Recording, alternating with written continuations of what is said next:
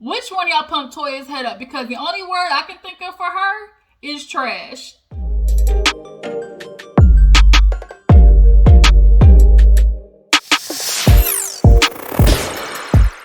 Y'all, what's up? Welcome back to my channel. Your girl G here. Appreciate you for tuning in. Another episode of Real Housewives of Atlanta, y'all. I'm not gonna lie. I'm starting to feel like RHOA is on life support. This episode gave me real B- teas. This whole season so far, I'm giving like C+. Everything has been real just middle of the road. We got the stripper gate and bumped up a little bit, and now after that, it's just like ain't shit going on, and you can clearly see. Like, it's honestly time. I'm sorry, y'all. RHAO needs a revamp. We need all new women. Ain't shit going on with Cynthia. Ain't nothing going on with Candy. We saw Riley graduate. Like, we need all new women and possibly keep Shamia, Portia, and maybe Marlo as friends of the group.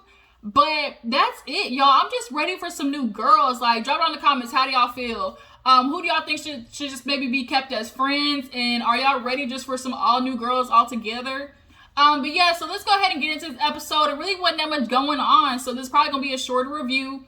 But we'll go ahead and get into it. If you're new to my channel, hey, appreciate you for tuning in. Hit that subscribe button. It ain't gonna kill you. It's free 99. Okay, so go ahead and tap that button down there. And also, everybody like this video up. We can continue to grow this juice box crew. Keep this thing going. And all my jujus who have constantly been supporting your girl, I appreciate it. Y'all know what to do. Tag, post, share, all of that good stuff. So we can keep this channel going. Okay, we're gonna ride this thing till the wheels fall off. So let's go ahead and get into the episode. We open up with Marlo. Marlo has decided she gonna take her scammer ways and build on it. All right, she done called it late archive or something like that. And basically all the stuff that she done ran up on her John's bill, credit card bill, look, she putting them to good use instead of keeping them in her closet collecting dust, because that's basically what has been going on. She said, okay, if I can know some of, other fellow scammers, they don't want to waste their money and spend their money, I might as well, rent out mine. They can rent it, bring it back. It is what it is. I'd have made a couple of coins. Because we all know Atlanta is full of scammers, all right? So, nonetheless, Kenya and Fallyn are there. Fallyn invited them to the Halloween party. Nothing like big right there. But Marlo sat down with Kenya because now they've cultivated their friendship back. In the beginning, they were really cool until Marlo got right back up Nene's ass, and we know how that went between the two. But now they're finally trying to call it quits on the beefage, So Marlo basically told Kenya, like, bitch, you better watch your back because Toya is out here spilling all your tea. It was me. She's like, oh, it was me, Shamia, Portia, and Drew, and basically Toya went off on how, you and Mark are getting divorced and how Mark asked for alimony, and the minute she said that, I was turned off because it's like, bitch, you spilling your tea, your friend's tea. And Kenya, of course, gets offended because it's like, these are people I don't even talk to or fuck with, and you're giving them literally this type of ammo.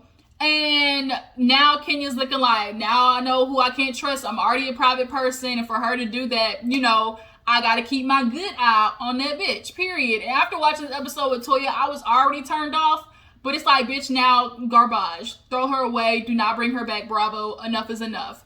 So after that, we see a scene where Drew is talking to her mother about her son's biological father coming back in the picture. Now, Drew's mother was adopted. She explained how she was adopted, and she sees her adopted family as her parents. That's it.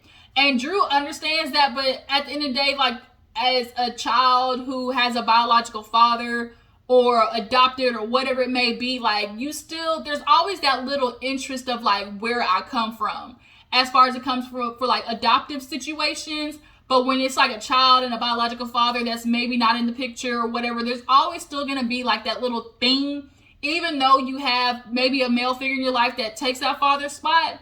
The older you get, you start thinking about it more. Like, okay, yeah, this man, I have this, but where is my dad? Like, what is he about? All that type of stuff. So the fact that the dad is even trying to come back around, I mean, that's a good sign, right? So Drew's, like, nervous about bringing this up, and her mom don't even care about looking up her, like, biological people, because she was, like, 70 years and they did not come and look for me, so why am I going to go look for them? The way she said it, though, y'all, I could kind of tell that kind of, it irks her knowing that in 70 something years, like, nobody tried to come looking for her. So I'd be interested to know, like, how. you know, like that whole story. But yeah, Drew's deciding she's gonna talk to JoJo about it. So Cynthia and Mike Hill, you know, chill at hashtag chill, decide they was gonna go out for a little, you know, bruncharoo. They sit down talking, and Mike's telling her about how long she had this damn speech at the wedding. He like, look, babe, like it was 8 minutes long, and they play him and they recap the thing. And she also like, oh, I love his smile, I love his laugh, you know, I love his voice.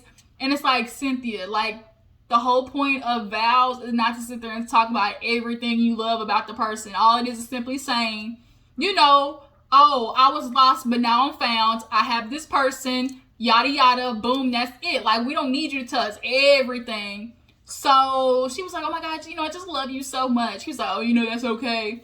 So then he started telling her he wants to find a place in Atlanta. You know, this has kind of been a thing for them. When they first got together, a lot of people were like, how is this going to work? He's from LA, you're from Atlanta, like who's gonna make the move? What exactly does Mike do? Like, he's a commentator, right? Like, he does like commentating, if I'm not mistaken. Is it like a big sports channel? Like, drop it in the comments if you know what it is. But nonetheless, he's like, look, you got this house, but you know, we need something that's ours. Cynthia get it because she's like, he's a man's man, you know, he wants, you know, something that is, you know, more of him, you know, ours together, instead of, you know, Cynthia Bailey's house and Mike just kind of making his way in. Plus, you know, they got kids that come back, so wanting a bigger place, like, cool, understand it. So Drew calls her and lets her know that she's been getting some more calls. Her agent found her some type of role in New Orleans, so she's like, shit, I'll turn it into a girls trip. We all know how that goes. Production tells somebody to host a new trip since Drew got to go there anyway. Bing, bada, boom. And I'm glad it's New Orleans because there's a lot of shit to do in New Orleans and a lot of mess to get into. So, of course, Cynthia asked her if Kenya's going, and she's like, I'm going to be the bigger person and invite her, you know, and that's how that went. So, moving on, we have Drew finally talking to JoJo, her son. She talked to Ralph and was like, she's nervous about it. You know, the fact that he's reaching out, like, she has to take that into account because she doesn't want to be the mother that is like keeping her son from her father. And she's like, you know, you've been in Ralph's life since he was 3. You know, he views you as his dad, but he knows that he exists. But what kind of got me was LaToya said she started out taking JoJo to the jail where the father was at. She said at 2 he went, but he couldn't really comprehend. So why am I missing, like, why did you stop going? I get that you met Ralph when he was 3. So why did you stop going? Even though you had this man in his life. So you just kind of felt like because Ralph was there, that was all. Like, I'm confused though. Like, y'all gotta watch that back. She said she was taking him ever since he was, like, when he was 2, but he couldn't comprehend. But you met Ralph when he was 3. So did you just stop going altogether because you met Ralph? Like, why would you not continue to keep going? Because the older he gets, the more he's gonna understand he has a father there. Questions. But she goes to JoJo's like, oh, you know, I got some sushi for you, and you know, we're gonna have a talk. And the grandma was like, what talk? And she's like, you know how you have your old dad? You know, Ralph is your new dad, where old daddy is reaching out and he would like to talk to you. But every time we bring it up, you're saying like, oh, you know, I'm busy, I don't want to do it, like, I'm fine. And so she's like, do you want to talk to him? He should have said no. She's like, you know, but it's great to have somebody in your life that wants to reach out to you. Like, it can start off just with a little conversation. He said no. He starts, I'm tired. And Ralph kind of came in. I think when you're that young, you can comprehend that, oh, I have this person that is my dad, who I know is my dad, but they're still a stranger, so there's no comfortability there. Ralph, it kind of explained it in a feasible way for a child to kind of understand. Look, you know, I went through the same situation. Like, I, you know, got to know my dad, and here it is. You can have 2 men in your life. As Drew said, you can have 2 dads who want to be there for you, and that's a good thing. Ralph is like, you want to know where you come from. Like, I know I came from my dad, and, you know, I got my things from him, and, you know, you want to know where you come from. So, you know, it'll be fun. I think if Ralph obviously is there, Ralph and Drew are there, there will be some comfortability now that he's out and everything. His biological father is out. So the boy kind of went from a no to a maybe. So that's a start. You know, he said, you know, in time, I think it'll be better for him. Like, what, he's like only 8 or 9 at this time. Maybe like around 12, 13, you know, something can be made of that. Ugh. What is in my... You know how you eat something like stuff you always stuck in your teeth? Okay, done. But nonetheless, I think maybe around 12 or 13, he'll be able to comprehend that like a little bit more. You know, I'm in a similar situation because my mom, she met my stepdad when I was 2, like to be exact, and I grew up calling him my dad. And all I know in the beginning was he was my dad. I called him daddy and everything. But I knew of my biological father, and the older I got, I would go visit my dad, fly to go see him, stuff like that. So I knew like I had this person who was taking care of me, where I was at, who was home, like, and I called him dad, but I also knew I had this other parental who was my biological father, and I called him at, like, it slowly went from, I would call him by his first name. I would be like, oh, like I'm talking to Chris. And I would call him Chris out of, you know, not trying to feel bad, like calling my stepdad dad. Like, it was weird because I wasn't comfortable yet transitioning from calling him, you know, Chris, like calling him my dad yet. So it was a weird thing for me as a child.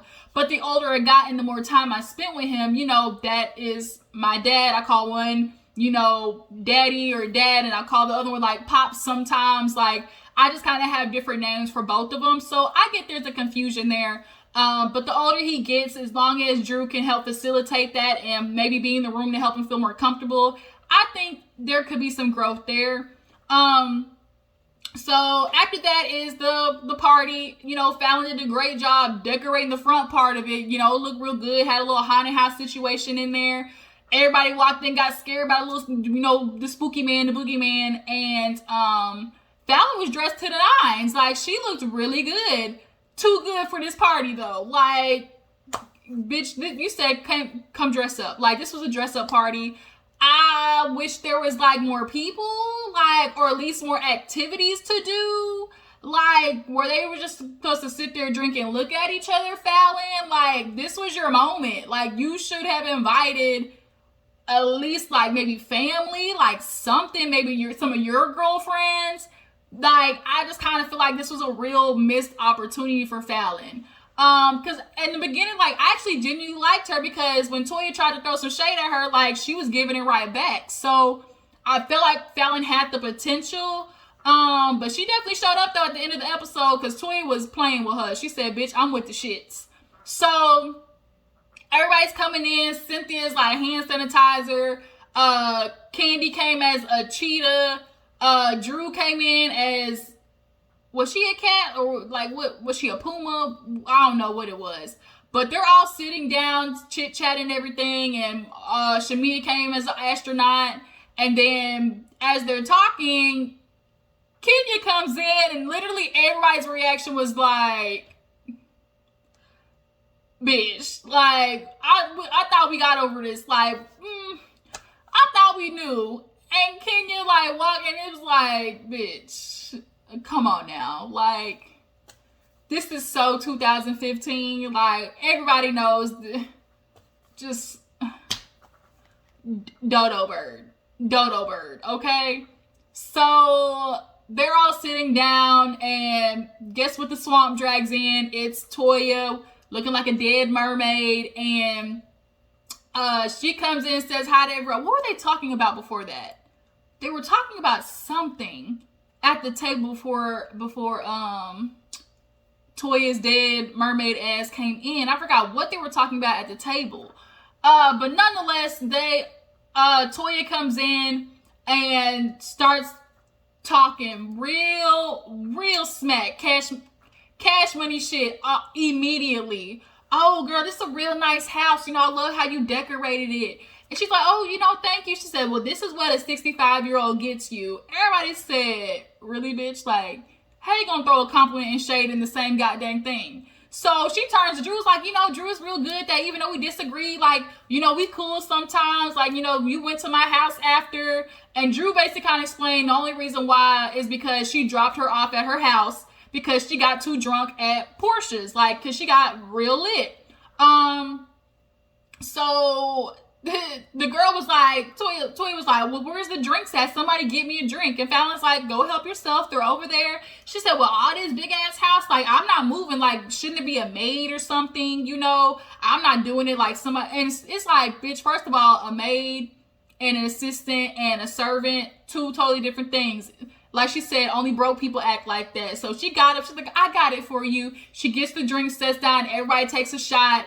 And, then she looks at Kenya and sees her and was like, Kenya, like, oh, I haven't been talking to you. What's been going on? I feel like you're avoiding me. Like, you haven't been texting me. And so Kenya takes her outside and lets her have it. She's like, why is it getting back to me that you're telling people I clearly don't fuck with about me and Mark's situation? Toya is such a backpedal and pussy popper, like, so fast. Oh, I felt like I had to defend you. Kenya's like, defend me for what? Like, I ain't done nothing to these bitches. She was like, well, I just need to know, like, what's going on. What's the issue with you and Portia? First of all, whatever her issue with Portia is, that still has nothing absolutely to do with the fact that loose lips sink ships. You let some information out that had nothing to do with Kenya and Portia's beef. Didn't nobody tell you to say that shit? So she's like, now I feel like I can't trust you. You're not my friend. And she's like, Kenya, I am your friend. I am your friend. And she kind of raised her voice and Kenya had to say, bring it down a couple of notches. And she's like, I'm Trini, okay? If you can't accept that, then you can't accept me. She's like, I am your friend, but Portia's cool. I want to get to know her. Like, I don't want to be stuck in the middle between you guys. And Kenya was like, well, this is not like, if you want to be her friend, like, then cool. But still, that has nothing to do with why you're putting my business in the streets. And then she tried to pull Candy in the bullshit, talking about, oh, well, I just said what Candy told me. And she did the flashback, which was Candy was speaking to you about information that clearly Kenya had told Candy and Kenya had told you. That's still, like, independent of a situation that happened there. So she's like, well, Candy, told me. So, in my heart, I felt like I was defending you. And she's like, what do you have to defend me for? Because now you're trying to make excuses for my actions. And there's no excuses, Toya. You know how crazy it is to be sitting here talking about, oh, I'm defending myself. I'm not the one who fucked the stripper. I shouldn't be over sitting here talking to you about some tramps. And it's like, oh, you slut shaming for real. Like, Kenya, girl, they gonna tear your ass up at the damn reunion. Like, if somebody wanna fuck a stripper, she can. Cause she's single. And she wanted the D. Clearly, Dennis ain't pleasing. I'm sorry, y'all. When I see Dennis, I just do not see BDE, big dick energy. I just don't get it. I just do not get it from him. And she saw big dick for real, like Arizona can. And so, if I'm drunk, I'm loose as a goose. Loose as a goose, don't get me started. 2 shots of Patron. Boosie badass. Boosie, he got issues. But that song's still lit. But nonetheless, she's calling these girls tramps.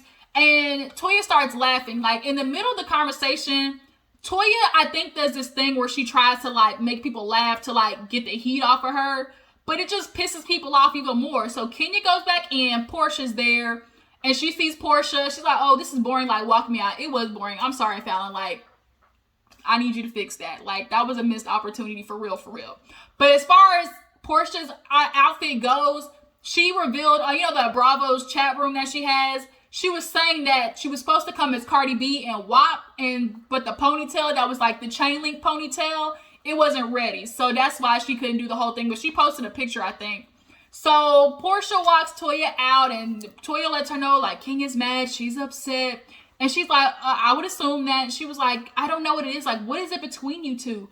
And she's like, tell me where it started. Bitch, that got nothing to do with anything, with where it started. What do you mean, tell me where it started? So Portia's like, what do you mean? Like, we were coming after Kenya. Like, you didn't have to defend her because we weren't talking about her. And so Toya's like, well, you know, she starts going off the like rails, talking about something else. Like, well, you know, like, it's just me. Like, I was defending her. And then she's, you know, I know what it is. Like, she's jealous because we kissed. Okay. And Portia's like, well, what the fuck does that have to do with me? And so everybody from inside comes outside.